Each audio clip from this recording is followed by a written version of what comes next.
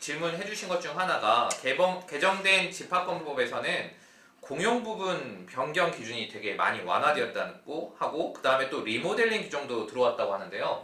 이것에 대해서 좀 자세하게 한번 설명해 주시기 바랍니다. 네, 공용 부분의 변경 이게 뭐냐면은 공용 부분 즉 복도나 계단이나 이런 천장 이런 데에다가 만약에 변경을 가해서 뭐 다른 용도로 사용한다든가 공용 부분이 넓으니까 이걸 창고로 사용한다든가 아니면 주차장 같은 경우가 전형적인 공용 부분이거든요. 이 주차장 입구에다가 어떤 차단기를 설치한다든가 이게 다 변경을 가하는 행위예요.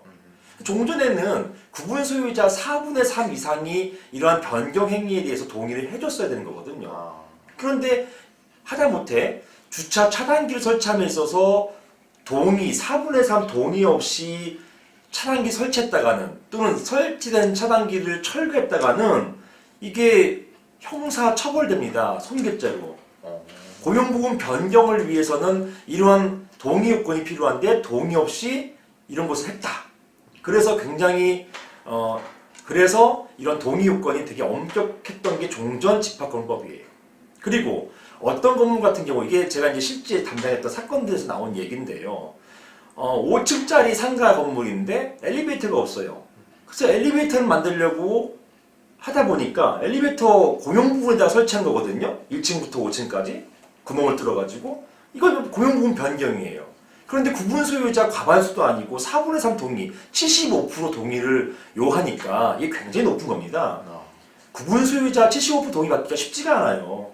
그러다 보니까 이렇게 만드는 것들 뭐 엘리베이터 설치, 방금 말씀드린 것처럼 지하 주차장에 어떤 차단기 설치하는 것 이런 등등의 행위들이 전부 다 불법이 될 수가 있는 여지가 생겨버렸던 것이에요. 그래서 이런 것들을 막기 위해서 이런 요건을 완화했습니다. 종전 4분의 3에서 3분의 2로 요건을 완화한 부분이 있습니다. 그게 바로 이번 개정집합건법의 큰 특징이라고 할 수 있는 것이고요. 또한 리모델링 규정이라고 해가지고 사실은 법에 리모델링이라는 표현을 쓰지는 않아요. 하지만 공용 부분을 변경할 때 이 공용 부분 변경하면서 불가피하게 구분 소유자의 소유권을 건드리는 경우가 있거든요. 이런 소유권을 건드릴 경우에는 그 당의 구분 소유자의 동의를 얻어야 된다라고 규정되어 있었어요. 대부분 공용 부분을 변경할 때는요. 다른 구분 소유자 대부분 전부에게 영향을 미칩니다. 왜냐? 공용 부분은 그 성질이 공유거든요. 이 공유 부분을 변경하면 다른 구분 소유자들에게 필연적으로 영향을 미칠 수밖에 없어요. 그래서 만약에 이게 뭐 조그만 규모의 어떤 변경이 아니라 크게 리모델링 공사를 하고 싶다라고 할 때는요.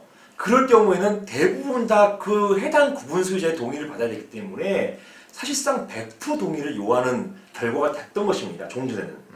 그래서 이런 경우에 그러면 리모델링도 못하고 바로 어떻게 되느냐? 재건축으로 가야 돼요.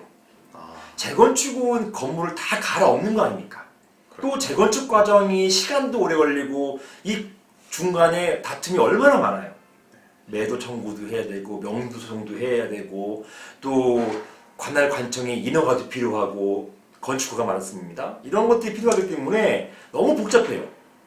그러다 보니까 건물이 노후화되고 이게 어떤 좀 수리가 필요한데 이 수리가 대규모 수리가 되고 이럴 바에는 재건축을 하자 이렇게 하는 게 아니라 있는 걸 그대로 살려서 있는 것을 그대로 살려서 리모델링 합시다라고 할 수 있는 근거 규정을 만들어준 것입니다. 그게 이번 개정 집합건물법의 15조의 2 이렇게 해서 들어와 있습니다. 이 내용들을 보시면 재건축하고 상당히 흡사한 부분이 많아요. 즉 이것을 보니까 집합건물법 개정하고자 하는 우리 입법자의 취지는 재건축으로 하지 말고 재건축할 정도의 노후화된 건물을 재건축하지 말고 리모델링하라 이런 취지로 보여지는 것입니다. 좀 이렇게 실질적으로 편의성과 현실에 조금 가까운 법들이 조금 입법이 된 것 같습니다.